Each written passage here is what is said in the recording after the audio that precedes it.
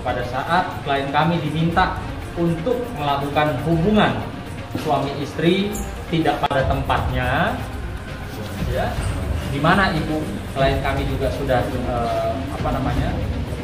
awalnya menolak, namun ada dugaan menurut keterangan dari klien kami, bapak yang berinisial M itu menyatakan bahwa tidak haram.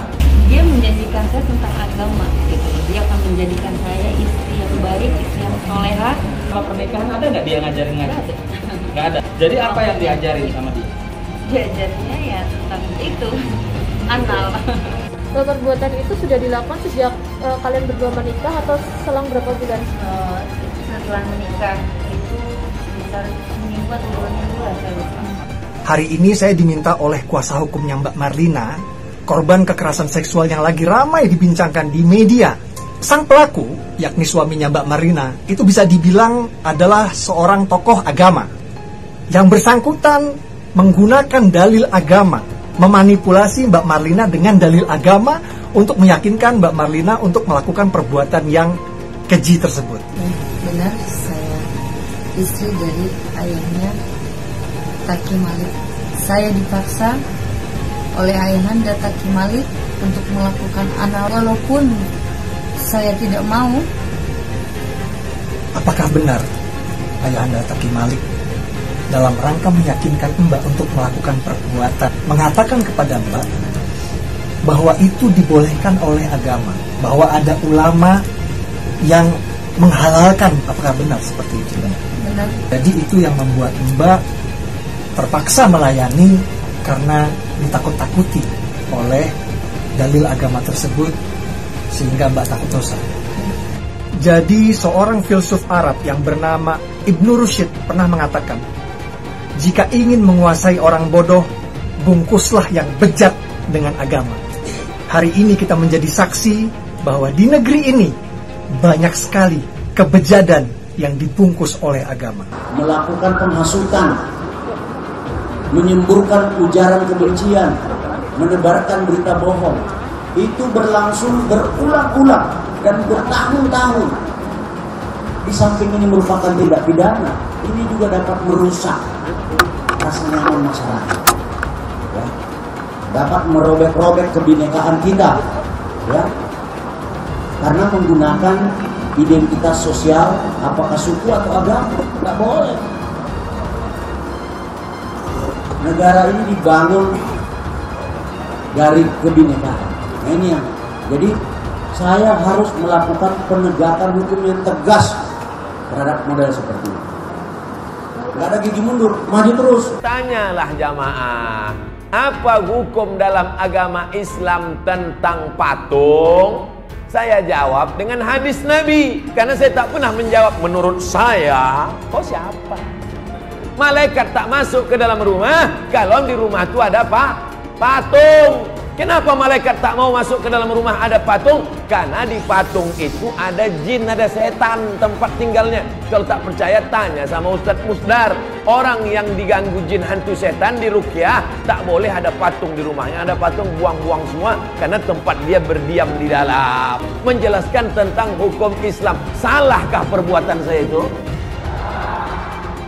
Mau bersaksi di pengadilan nanti? Selesai. Pak Kapolsek ada, Pak Danramil ada, Pak Camat ada, Pak anggota dewan ada. Pengacara siap-siap tuh. Kiai Abdul Somad ya, yang dirahmati oleh Allah Subhanahu wa taala. Apa yang disampaikan itu adalah beliau menyampaikan ajaran-ajaran tentang agama Islam yang tidak terlepas dari hadis dan ayat-ayat Al-Qur'an. Ya, Abdul Somad ini mengharamkan permainan catur. Lalu kemarin juga beredar lagi kabar dia mengharamkan Hari Ibu. Katanya Hari Ibu itu adalah contoh perbuatan orang kafir. Jadi yang nggak kafir yang mana menurut kau? Kemarin salib orang Kristen kau bilang ada setannya di situ. Ya. Sekarang kau bilang Hari Ibu adalah haram. Kafir. Apa-apa haram, apa-apa kafir. Permainan catur kafir, Hari Ibu haram, kafir, segala macam. Berarti kau halal gitu ya, maksudnya kau halal sendiri, yang lain haram. Iya. Pertanyaan aku Somad satu ya, kau harus jawab itu pertanyaan aku. Lebih haram mana kita memperingati hari ibu dengan berselingkuh? Dalam Islam loh, kita bicara dengan Islam. Lebih haram mana memperingati hari ibu dengan berselingkuh dengan janda yang dikasih mobil? Apa hukumnya berwisata ke tempat ibadah orang kafir? Contohnya Candi Borobudur. Hukumnya haram, karena itu termasuk persetujuan kepada peribadahan mereka. Makanya kita nggak boleh duduk-duduk bersama orang yang menghina agama. Kita nggak boleh datang ke situ kecuali untuk satu tujuan, mau membubarkan orang yang lagi beribadah kepada selain Allah. Kitab Anda mengatakan bahwa Yesus itu Tuhan, ya, Anda mengatakan Nabi Isa itu Tuhan, maka kita tanyakan langsung ke Yesusnya. Benar nggak Anda Tuhan? Nabi Isa pun, Yesus pun, Al-Masih pun, Mesias pun mengatakan saya bukan Tuhan. Dari mana taunya? Dijelaskan oleh Al-Quran. Kan aneh. Paham nggak? Yang saya sampaikan ini adalah kata-kata Al-Quran. Saya katakan orang kafir itu binatang karena Al-Quran yang memberitahukan. Kebetulan banyak ustaz-ustaz nggak berani, saya sampaikan. Iman orang Islam itu terlalu lemah sehingga terlalu mudah dikafirkan hanya dengan melihat patung salib. Begitu lihat patung salib bisa jadi kafir. Saya baru tahu bahwa pertama di dalam salib Kristen itu ada setan atau jin kafir, itu merupakan ajaran Islam. Baru tahu saya bahwa itu adalah ajaran Islam. Salah satu yang paling populer saat ini adalah Ustadz Abdul Somad. Kalau mau diperkarain, perkarain! Kalau mau dilaporin, laporin! Saya bilang sekarang, dengarkan. Demi Allah, Nabi Isa bukan Tuhan. Laporin silakan. Allahu Akbar! Kita ngomong begitu sah-sah saja. Tidak ada salahnya. Sungguh telah kafir orang yang berkata Isa itu adalah Tuhan. Nggak boleh bilang kafir, Allah yang bilang kok. Agama musuh besar Pancasila. Indonesia itu harus memisahkan antara agama dan negara. Agama dan negara kalau dicampur aduk, maka dua-duanya akan mundur. Kalau negara ingin maju harus dipisahkan dari agama. Mana lebih bagus Pancasila sama Al-Quran? Gitu kan? Sekarang saya mau tanya nih semua. Yang berjuang di abad 20 itu Nabi yang mulia Muhammad apa Insinyur Soekarno untuk kemerdekaan? Saya minta jawaban. Di abad 20 yang berjuang untuk kemerdekaan itu Nabi yang mulia Muhammad atau Insinyur Soekarno? Ayo jawab, nggak ada yang berani. Tidak benar, saya ulangi, tidak benar bahwa Nabi Muhammad sudah dapat jaminan surga. Jadi apabila Somad, Abdul Somad yang menghina salibnya orang Kristen tidak mau meminta maaf karena dari isi ceramah kau itu menimbulkan keributan antar umat beragama. Memangnya kau pernah lihat itu jin disalib? Hah? Dan mereka merasa marah dan tersinggung karena kau merasa kau melecehkan agama mereka, salib mereka. Walaupun kau pernah lihat ada jin atau tuyul, ada apapun di salib, nggak usah kau omongin. Mungkin aja Somad ya. Apabila ada orang non muslim mengatakan di tasbih itu ada tuyul, kuntilanak atau genderuwo, marah nggak kau? Ingat loh, nanti di neraka itu justru banyak yang muslim yang masuk neraka. Kalau dia Tuhan, kenapa dia tergantung di kayu salib? Begitu kan? Siapa itu? Orang yang disalib itu. Atau siapapun yang dituhankan Kristen yang disalib. Ini cerita gila. Di mana ada Tuhan disalib? Harusnya orang Kristen tuntut secara hukum supaya kita debat di depan hakim. Kan begitu? Tuh, kalau melawan Kristen itu jangan pakai argumen jujur. Jangan pakai referensi jujur. Saya tidak akan menyanggah pakai Al-Quran. Saya juga Islamkan orang nggak pernah pakai Al-Quran. Saya juga Islamkan orang nggak pernah pakai Al-Quran. Saya juga Islamkan orang nggak pernah pakai Al-Quran. saya mematahkan argumen Anda, mengalahkan Anda dengan kitab Anda sendiri. Stop ini, stop. Ustadz Yahya Waloni, maka dia lebih dulu masuk surga daripada Abdul Somad. Ustadz Yahya Waloni itu bersih sebersih-bersihnya, diulang dari nol, tak ada dosanya sama sekali. Sedangkan Abdul Somad ini lapendos, lelaki penuh dosa. Ini negara ini bukan milik Jokowi dan Prabowo. Ya, 2024 milik Anies Baswedan. Wakilnya siapa? Ustadz Abdul Somad. Orang yang dipakai oleh Allah di zaman para nabi, model-modelnya seperti saya dan Ustadz Somad. Ini satu pasangan ideal, kakak beradik. Ganggu adik saya, pasti saya naik vitamin, naik darah. Begitu ganggu saya potong, lenyap. Sekarang selesai, alhamdulillah. Saya yang sedang dilapor. Berapa ustadz sudah dipenjarakan termasuk pemimpin umat Habibana Muhammad Rizik Sihab.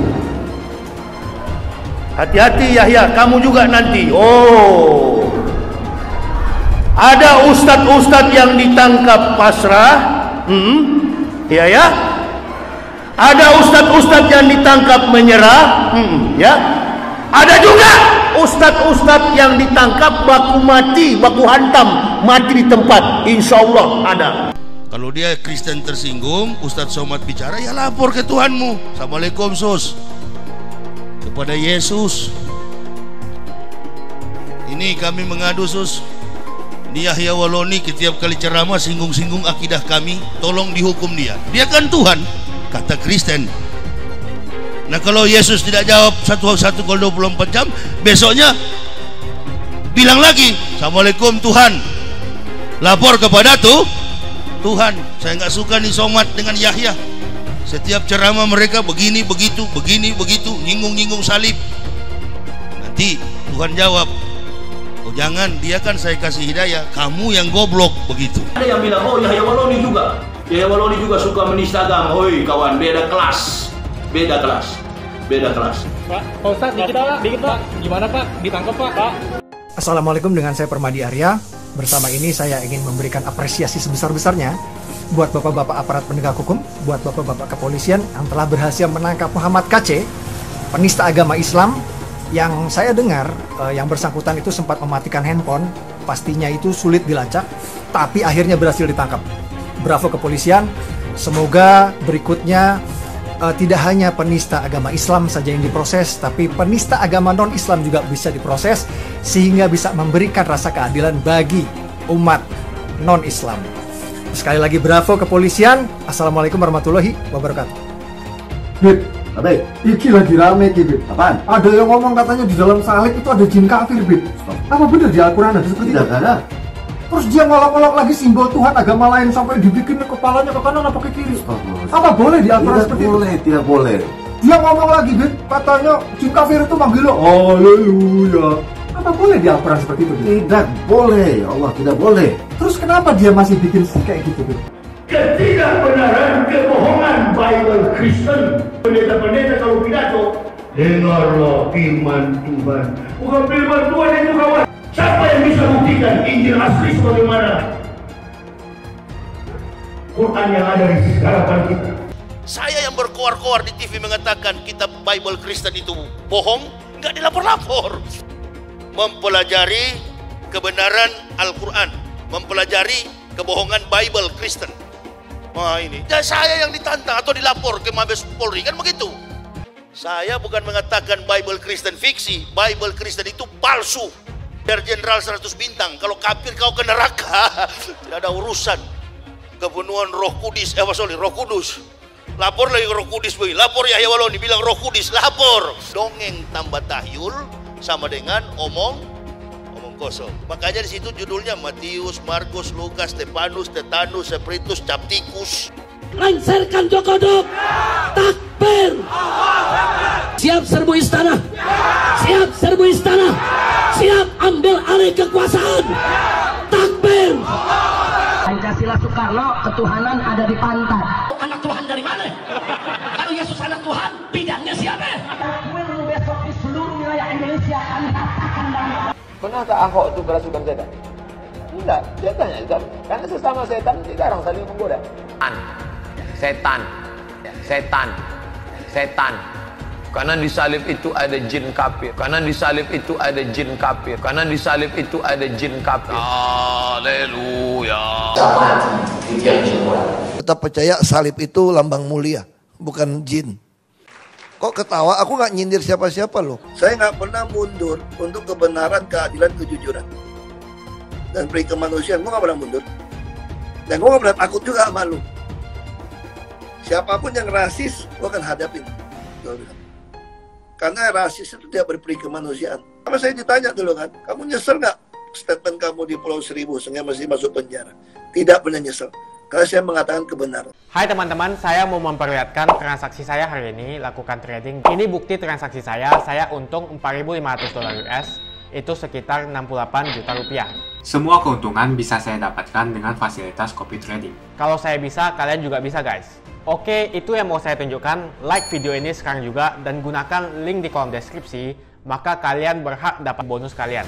Promo ini ada masa waktunya, jadi jangan ketinggalan. Bukan cuma itu saja, transaksi tidak dikenakan fee, baik itu investasi saham, trading forex, komoditas, bitcoin, dan lainnya. Kalian bisa melakukan transaksi berapa kali pun atau unlimited trading.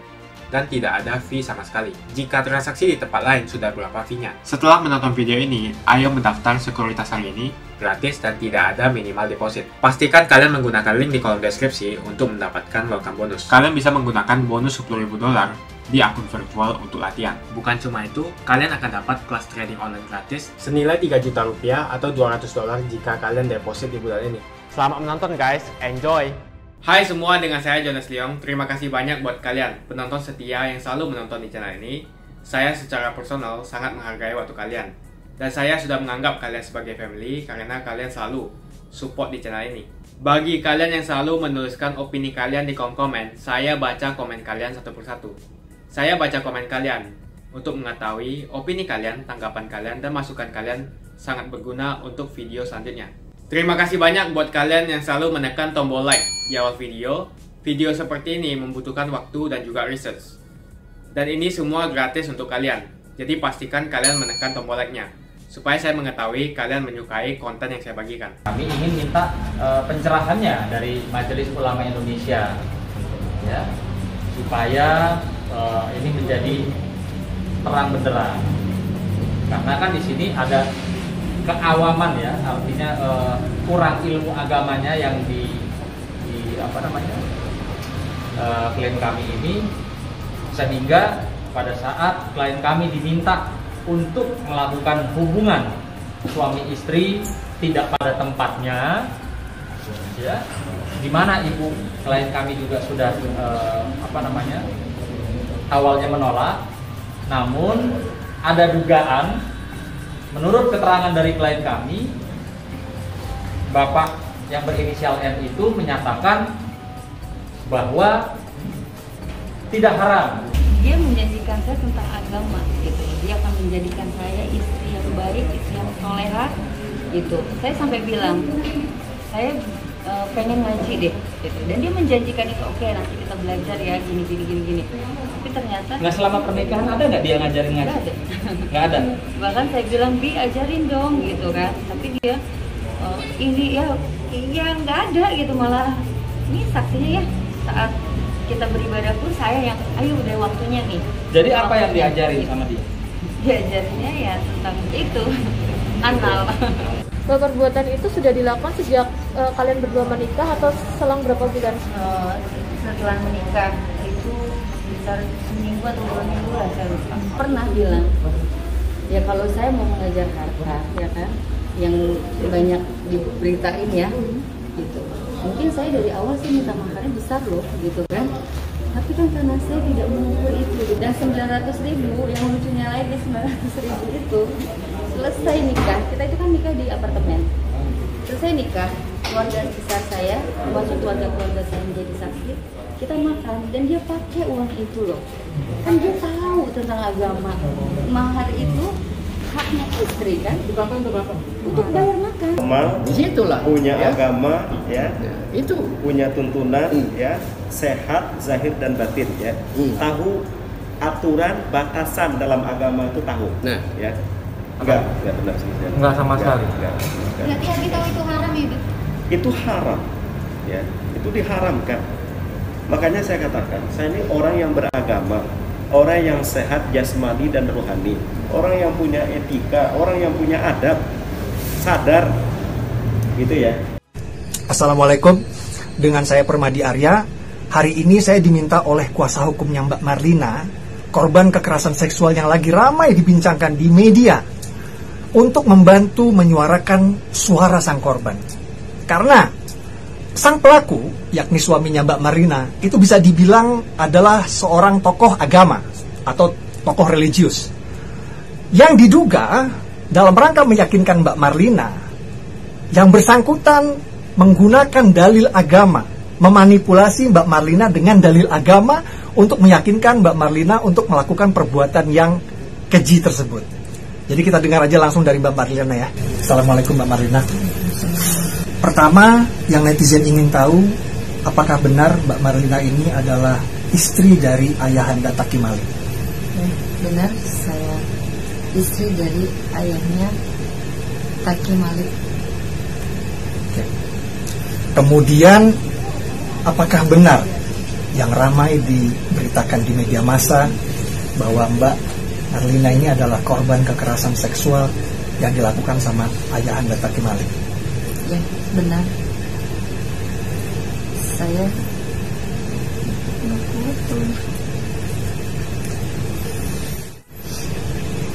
apa Mbak? Pelan-pelan aja.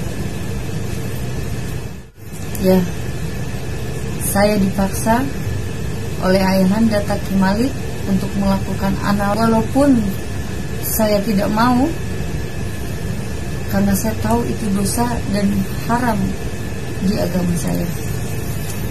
Kita nggak bakal lama-lama Mbak, karena saya tahu ini pasti berat buat Mbak.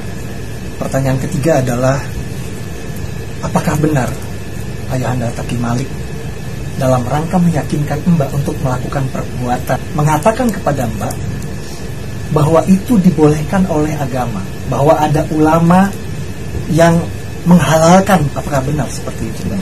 Benar, dia bicara sebagian ulama ada yang menghalalkan. Jadi itu yang membuat Mbak terpaksa melayani karena ditakut-takuti oleh dalil agama tersebut, sehingga Mbak takut dosa. Betul. Pertanyaan terakhir ya Mbak, setelah Mbak punya kuasa hukum sekarang, kira-kira apa yang Mbak harapkan? Saya cuma ingin mengungkap kebenaran, jangan sampai ada wanita-wanita lain atau korban-korban lain seperti saya. Walaupun berat saya mengatakan ini, semua orang tahu, keluarga besar saya pun tahu, tapi ini memang harus saya ungkap. Terima kasih Mbak Marlina. Jadi seorang filsuf Arab yang bernama Ibnu Rushd pernah mengatakan, jika ingin menguasai orang bodoh, bungkuslah yang bejat dengan agama. Hari ini kita menjadi saksi bahwa di negeri ini banyak sekali kebejadan yang dibungkus oleh agama. Dengan saya Permadi Arya, Assalamualaikum warahmatullahi wabarakatuh. Mau mengupas tuntas tentang Abdul Somad. Itu bukan Ustadz Dewi Tanjung. Nyai tidak pernah punya Ustadz seperti Abdul Somad ini ya. Ya, ingat itu, Nyai punya kiai sendiri yang lebih cerdas, yang lebih waras, yang nggak pernah mengkafir-kafirkan dan mengharam-haramkan orang lain, yang nggak pernah mencampur-campuri agama orang lain. Mau membahas berita yang beredar luas di seantero negeri ini tentang lemesnya mulut si Abdul Somad. Sekali lagi, Abdul Somad. Ya, Abdul Somad ini mengharamkan permainan catur. Lalu kemarin juga beredar lagi kabar dia mengharamkan Hari Ibu. Katanya Hari Ibu itu adalah contoh perbuatan orang kafir. Jadi yang nggak kafir yang mana menurut kau? Kemarin salib orang Kristen kau bilang ada setannya di situ. Ya. Sekarang kau bilang Hari Ibu adalah haram, kafir. Kayak macam betul pula kau ini Somad. Ya. Hai Somad. Aku mau nanya sama kau. Kau bilang kalau hanya merayakan setahun sekali hari ibu, itu sama aja dengan perayaan orang kafir. Apa kau ada waktu setiap hari untuk bertemu sama ibu kau, melindungi dia, menjaga dia, merawat dia? Kau ada waktu nggak setiap hari untuk ibumu? Aku tanya sama kau. Kau rawat dia di kala dia sakit, ada waktu nggak kau?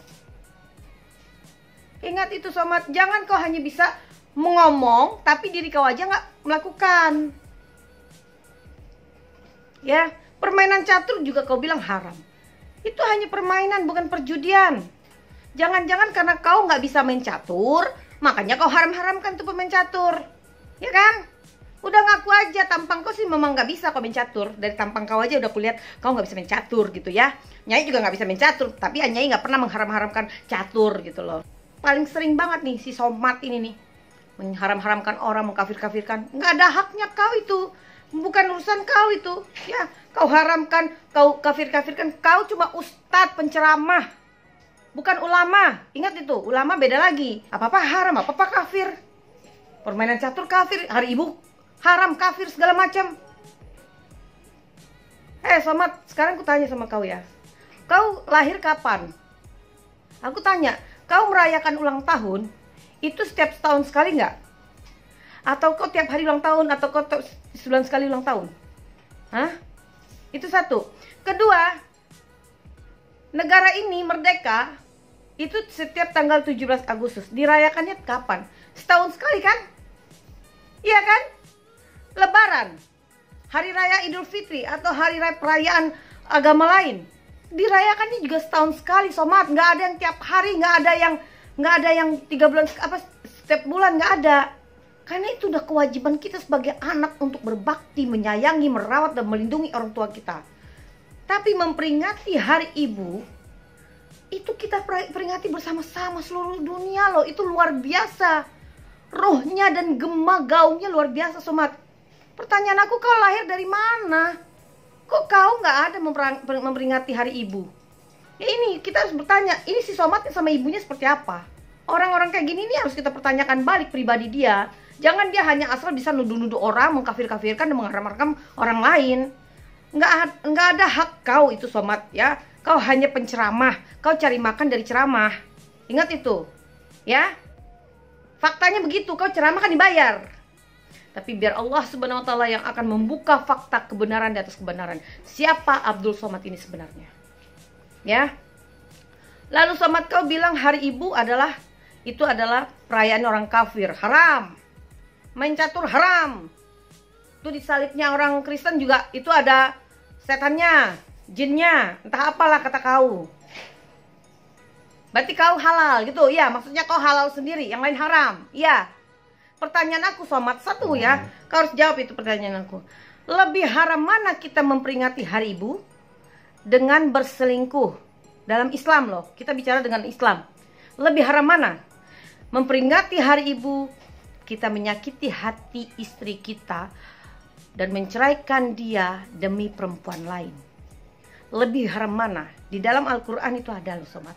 Banyak sekarang gayanya udah tertutup-tutup nih. Jidat hitam, celana cungkring, ya sorban 10 lapis ke atas. Tapi akhlaknya, ya Allah, ya Tuhan, bikin malu kita sebagai umat Islam. Nah, kepada kau ya Somad ya, Nyai hanya pesankan sama kau ya Somad. Sebelum kau mengatakan sesuatu, atau kau menuduh atau berceramah di luar sana, kau harusnya kau berikan contoh itu kepada diri kau sendiri. Ya. Pertanyaan aku itu aja. Lebih haram mana memperingati hari ibu dengan berselingkuh dengan janda yang dikasih mobil atau janda kepala bank? Atau lebih haram mana kita menyakiti hati istri yang sudah berbakti sama kita? Semoga kau segera mendapatkan hidayah dari Allah Subhanahu wa Ta'ala. Kau mungkin lagi dalam keadaan ujub dan sombong, jadi kau merasa kau paling baik dan paling benar, padahal kau hanya manusia biasa. Kau hanya ustadz dan biasa-biasa aja. Nanti kalau kau udah nggak laku jadi ustadz, hanya jadi orang biasa, Somat. Ini udah banyak contohnya lah. Paling nanti kau dapat job-job panggilan untuk ceramah juga sekali-sekali kalau kau udah nggak terkenal.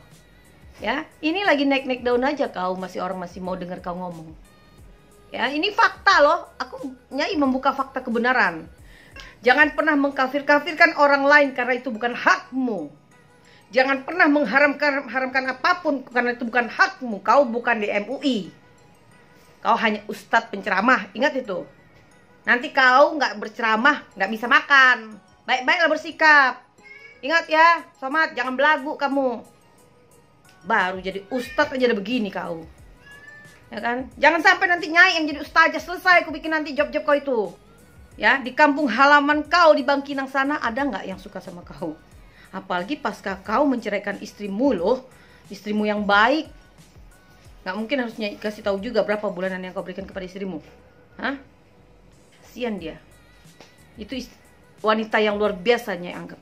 Allah tidak melihat cadar, tidak melihat cadar-cadar begini, nggak ya, nggak. Allah melihat hati, ketulusan kita dalam menjalani hidup ini, dan Allah melihat keimanan dan ketakwaan kita pada Allah. Bukan casing, bukan sorban, jidat hitam, celana cungkring atau cadar berpanjang-panjang, itu bukan. Belum tentu mereka juga masuk surga, belum tentu. Makasih banyak buat kalian yang nggak skip dan nonton video ini sampai habis. Saya secara personal sangat menghargai waktu kalian. Makasih banyak buat kalian yang sudah tekan tombol subscribe, dan makasih banyak buat kalian yang sudah tekan tombol loncengnya.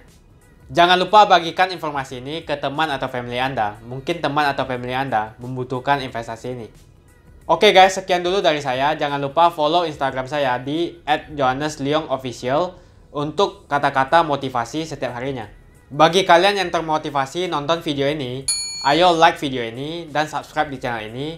Dan buat kalian yang sudah subscribe di channel ini, jangan lupa tekan tombol loncengnya supaya kalian mendapatkan notifikasi setiap kali saya upload video. Hai teman-teman, kalian sudah membuka akun untuk melakukan investasi atau trading? Jika belum, membuka rekening sekuritas itu gratis loh. Bahkan cuma butuh 5 menit saja. Cepat dan simple.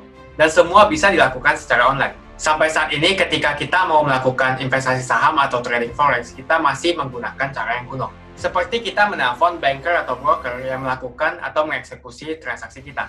Tapi apakah kalian tahu, untuk membeli saham atau forex, kita cuma login, lalu memilih apa yang kita mau, lalu masukin angka berapa banyak yang ingin kita beli, lalu tinggal klik. Sesimpel itu. Sampai saat ini kita bingung mau investasi saham luar negeri, trading forex, komoditas, dan cryptocurrency di mana tempatnya. Kita bisa lakukan semua trading di sini. Karena sekuritas ini merupakan one-stop shopping. Sampai saat ini kita membayar fee di setiap transaksi kepada banker atau broker. Setiap kita melakukan transaksi jual beli, biasanya kita dipotong fee oleh platform kita. Kalau dalam 1 bulan kalian melakukan transaksi 1 kali, mungkin tidak terasa. Coba kalian melakukan trading sebanyak 100 kali. Sudah berapa fee-nya? Misalnya kalian membeli saham Google dengan fee per transaksi $10. Jika kalian membeli saham Google 10 kali, maka fee transaksi sudah $100. Belum lagi kita akan dikenakan fee ketika kita menjual saham itu. Itulah sebabnya kenapa saya memilih sekuritas ini, karena tidak ada fee sama sekali. Saya ulangi, tidak ada fee sama sekali ketika kalian melakukan transaksi. Dan yang kedua, kalian bisa melakukan unlimited trading atau trading sebanyak apapun. Ya, kalian bisa melakukan trading 10 kali, 100 kali, 1000 kali dalam sehari tanpa dikenakan fee. Jadi berapa banyak uang yang kita hemat dari fee saja. Mau beli saham Apple, harga 1 unitnya $134. Kita bisa membeli dengan hitungan lot. Contohnya kita membeli saham Apple dengan hanya $13 saja. Di platform lain wajib membeli minimal dengan harga $134. Dengan $13 atau Rp180.000 saja, kita sudah bisa membeli saham Apple. Menarik bukan?